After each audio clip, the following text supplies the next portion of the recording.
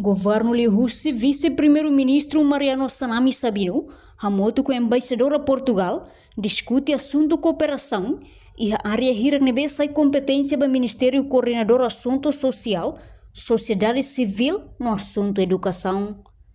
Terça-feira, e a Palácio Governo Dili, embaixadora Maria Manuela Bairros informa, se discute assunto com a cooperação Portugal e a área NB e a competência Ministro Coordenador Assunto Social, inclui sociedade civil na educação.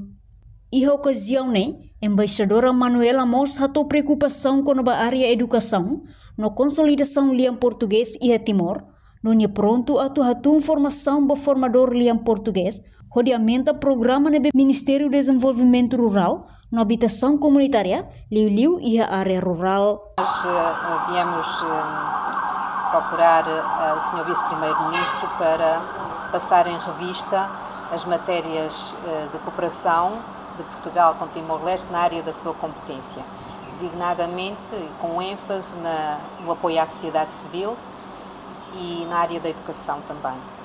Finalmente também passamos em revista algumas preocupações na área da educação.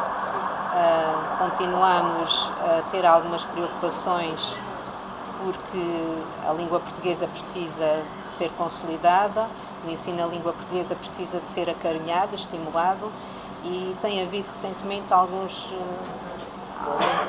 questões que nos têm preocupado. E, portanto, viemos também a partilhar com o Sr. Vice-Primeiro-Ministro as nossas preocupações, a nossa vontade de haver um maior envolvimento de Portugal na definição de políticas educativas, nas revisões curriculares em curso. Portugal não tem participado nesses exercícios e estamos preocupados porque não é só colocar no terreno 150 professores, precisamos que esses professores que têm conhecimento do terreno também participem nessa reflexão sobre o que é necessário fazer e reforçar para que a fluência em língua portuguesa seja uma realidade em Timor-Leste. Reportagem Epifanha de Carvalho, Televisão Timor-Post.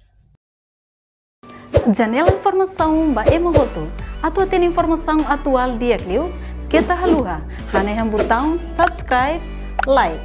Halo comentário no faixa tutang ba mídia social Hoto.